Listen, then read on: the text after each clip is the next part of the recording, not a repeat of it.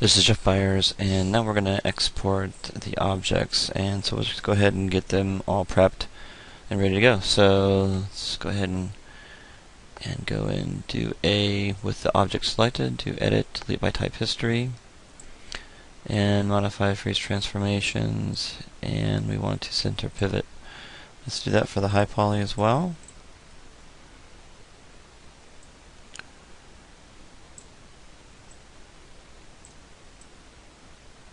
Okay, so now we are all prepped. Now there's a couple things we can do. We no longer need this texture map on, so we can go into Control A and go into color and break connection. So when we break that, that gives us back to our default color, which is white. So we're all set there. Controls A back, and we are going to export. Now in a different video, I'm going to show you how to create divots from scratch, manually adding the high detail, but that takes a lot of time, and some of you may be interested.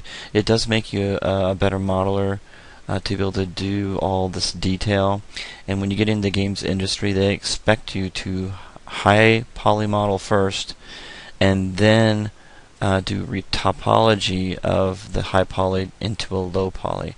But since this is a small prop, we don't need to go to all that trouble. But I will have a video that's available if you are interested in learning how to recreate a high poly model of some dice, and you can use that as your high poly mesh. Okay, instead of bringing it into ZBrush. Okay, so let's go ahead and get this set up for ZBrush. So select the high poly and go to export selection, and we will have OBJ export here. And if you don't have OBJ export, let's cancel this a minute.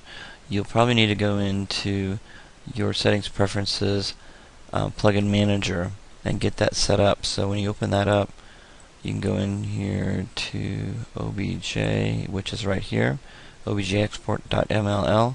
Make sure that's loaded and auto load. Okay, and just click on refresh and close. Now I'm going to go ahead and export to selection. OBJ, export selection, and I'm going to call this dice high. Now we're going to have two versions. One is going to be dice high. So this dice high has no information on as far as topology goes, as far as the divots. So I'm going to call it dice high, and then when we bring it into ZBrush and export it, I will call it dice high ZBrush. So let's go just call this dice high.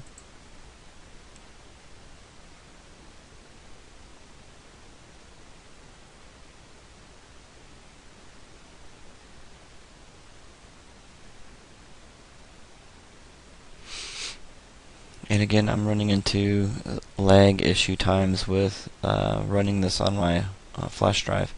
So I may have to stop running it off my flash drive, so I get some lag time for it to process. It's a very slow. I highly recommend getting a hard drive. Let me go into Control-Alt-Delete again, see if I can knock this out. And again, it says it's not responding.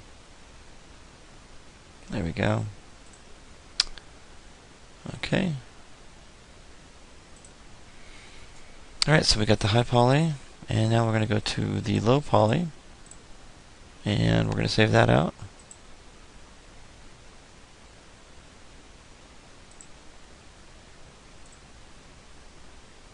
And this will be called dice low. There we go. Alright, so now everything is ready to go. Everything's centered, pivot, and it's really important that both of them are occupying the same space. Okay, so when you do larger objects, larger projects, make sure they are center pivoted and they are occupying the same space. Okay, and then we'll move on to ZBrush.